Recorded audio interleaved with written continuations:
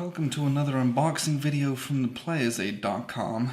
My name's Alexander, and today we're taking a look at a fresh off the presses game from Flying Pig Games. This is the Battle of Kursk, and this is Platoon Commander Deluxe series. It's Platoon level combat World War II, right? It's designed by David K. Van Hoos.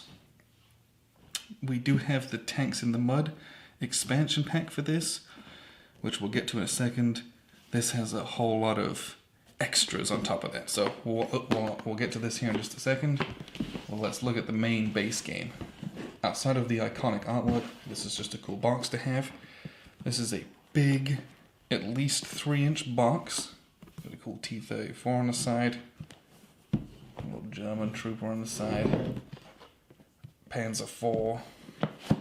And a Russian infantryman. So on the back, we got a picture of what we've got here. I think it's modular boards, and you've got a lot of pieces. It's combined arms, men, infantry. Okay.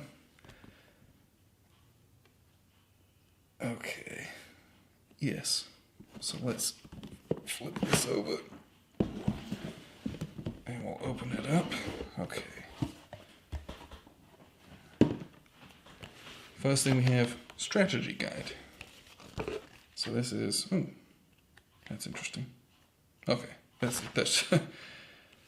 just some advertising. All right, so this is literally kind of a, not how to play, but how to play well, and just some hints for newer players. So that's good. And it's got a decent amount of text, but a lot of diagrams and pictures of what to use where and who to do what with it. So that's a nice little extra. You get a lot of stuff like that from Flying Pig's new games, which is nice.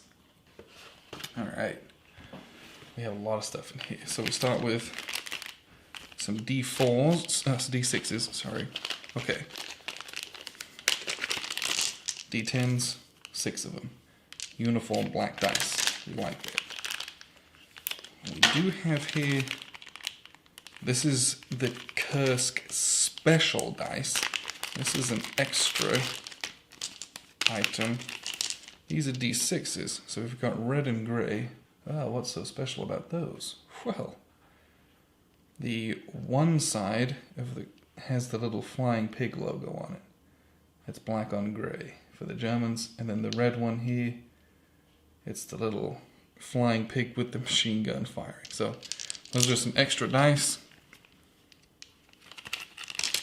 Those are an extra. I don't know if those are included in the base game. That's why they have their own little barcode. We have here also, interesting. This is a mouse pad. Just a Platoon Commander Deluxe Battle of Kursk mouse pad. This is a regulation mouse pad. I'll just take that to work and use that. And it's nothing to the game, but it's nice. I'll take that to work. Alright, what is this? We have some cards. This is a very small deck of cards. And it looks like these are the only ones in the game. And I don't know for sure. Let's open these. So these cards have a Russian and a German side. And it tells you, German player must discard all artillery cards in their hand. Play this at any time, I would presume, is what it says. A German player, this is a fire, only the fire step, conduct an airstrike attack. There's a few of these, fire move, rally, recon. So these are just a bunch of cards, mostly text, got that nice artwork on the back. Alright. These are what I would presume to be the rules, which are, let's see, these are scenarios. Okay. Well, that's interesting. I like that a lot. Half the book is scenarios. This is, frankly, 8 pages of rules.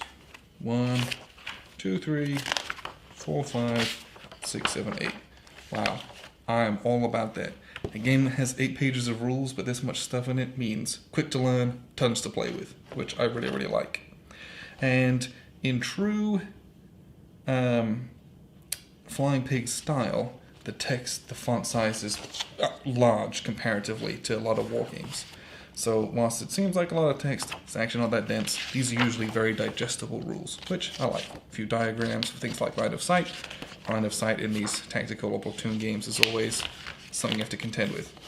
But then you get into scenarios is the last half of the book. Well, let's see, there's 11, 12, at least 12 scenarios there. And it looks like these last few are kind of linked. So this is like 11A, 11B, and 11C. So I wonder if you can play those together one after another to kind of get a bit more of a campaign type of thing going. Interesting. But yeah, there's a ton to play with there, so that's nice. And again, have a small rulebook. I love a game that has small rulebooks. Okay, player aid card. Turn record track. Who's got the initiative? Sequence of play. Fairly self-explanatory, that one. Alright, this is the important stuff. Fire results table. Range color explanation. And a close assault table. We'll be using that. Me and Grant can't help but do close assaults on each other. And they have a little bit of an explanation here, because the range color is something that's really important in this game. Instead of having a billion numbers on each counter, there's a few numbers, but they're color-coded. So if you have a green, I think this is, 1, 3, and 5. I don't know if that's range, like that's the numbers. So your normal range is 3 hexes, short range is 1 hex, long range is 5 hexes. Whereas if you have an orange weapon, short range is 2 hexes. I think that makes sense. So if you look at some of the counters here, this guy has an orange, what I presume is an orange firepower, which is like an 8 and a 10, which is much more powerful than something like a Panzer III, right? This is a Panther. Panzer III is not as powerful, they do the little green ones. Yeah, I'm pretty sure that's what they mean. So it goes all the way up to like purple. Do we have any purple in this game? Ugh. That might be in the expansion. But we do have, we've got Su-152s. These are huge tank destroyers from the Russians. And their short range is 3, long range 10 hexes, no big deal. I'm sure there'll be some artillery or something in here that's got really long range, that purple stuff. But basically, you're looking at the color as well as the number for firepower values. So if I have an 8 firepower that's orange, well, this is my range. And if I'm firing at range or not range, I'm going to get column shifts based on, this is my firepower as an 8. I roll a d10, I get a 6, for example. Well, that's cross-referenced here. But if I'm firing at short range or normal range, no shift. If I'm doing long range, I'm going to shift 2 columns to the left, so my shot's weaker at longer range. Very simple system, but it uses a bunch of different colors and numbers so that you only have to have this on the table. You don't have to keep referencing rules and playbooks and all this kind of stuff. Nice and easy. The back of this, terrain effects chart with some explanations of the different nuances. Really like this. So let's go back to these counters. There are four sheets of counters that I can see. So we have some Russian units.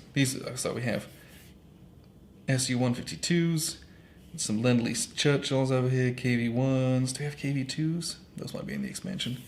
We got some Studebaker trucks, some anti-tank guns. These are wreck counters. Moved, fired, disrupted. Ooh, on the back here. Nice. We have some aircraft. Still KV-1s. Okay, yeah, these are what I would presume. Yeah, these look like the kind of the damaged side of those. So that's nice. Here we've got some German units. Tigers. Yeah. Tigers.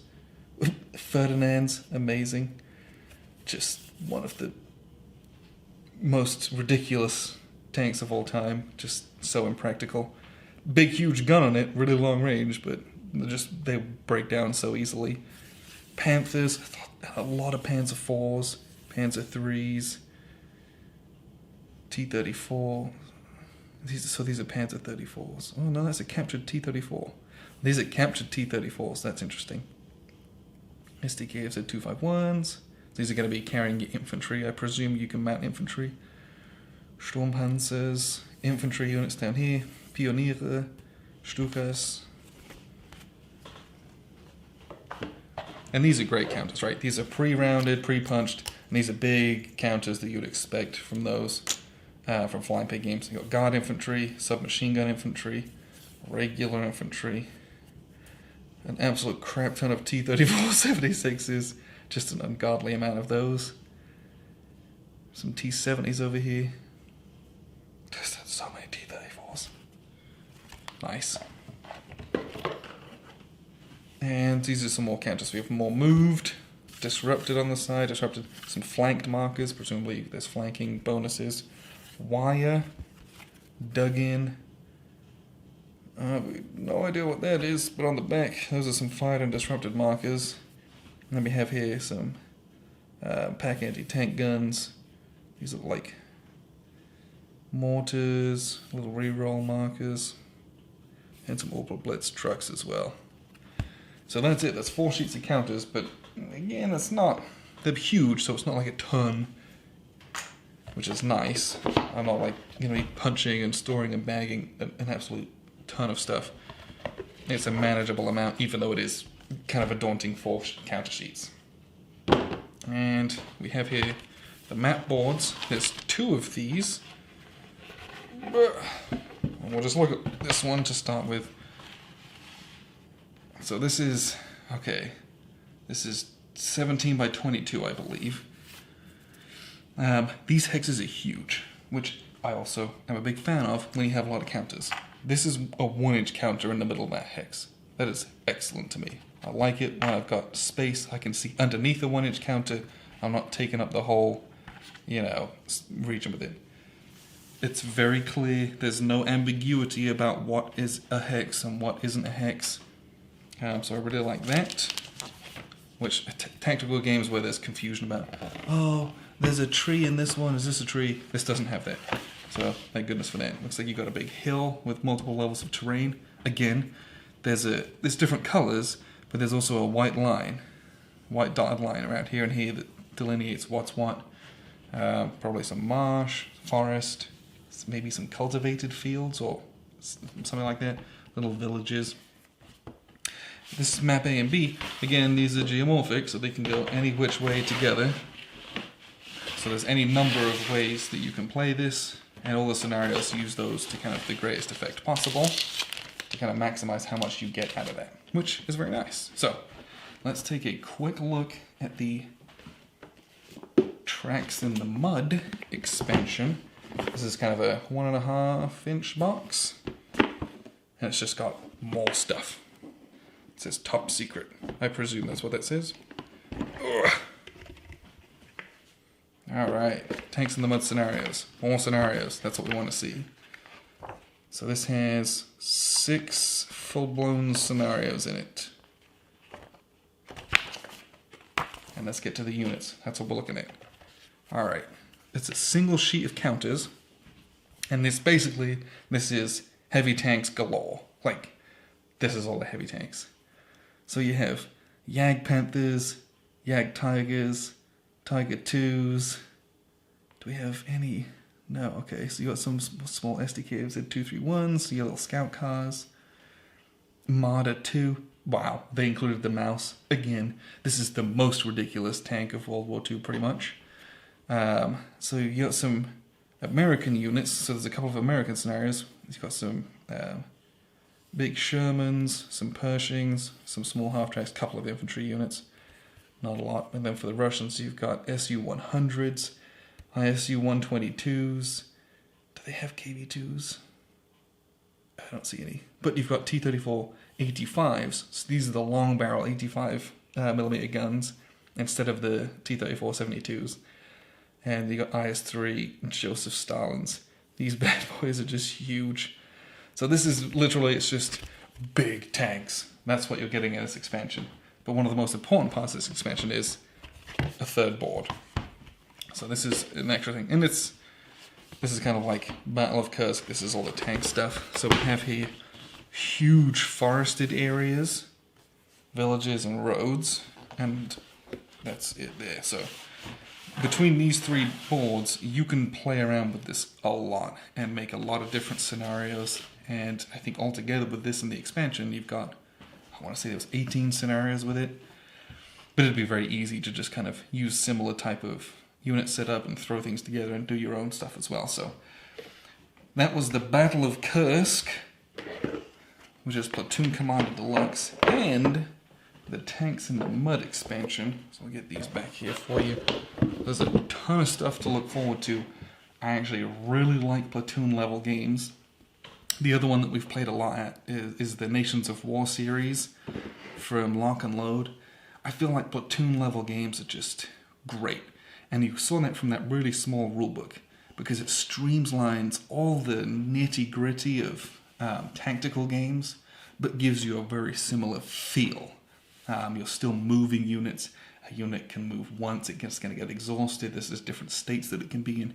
You still have to contend with terrain, with range, positioning. But it keeps it a lot cleaner and a bit stripped down, just because it's that kind of one step back from being a tactical game. So looking forward to playing this one a lot. Again, the boards and scenarios aren't huge. Some of them are small, so you can kind of tailor this to what you want. You want a big game, you want a small game, it's all in there for you. So appreciate you guys tuning in. I've been Alexander from thePlayersaid.com, and this is Platoon Commander Deluxe, the Battle of Kursk from Flying Pig Games.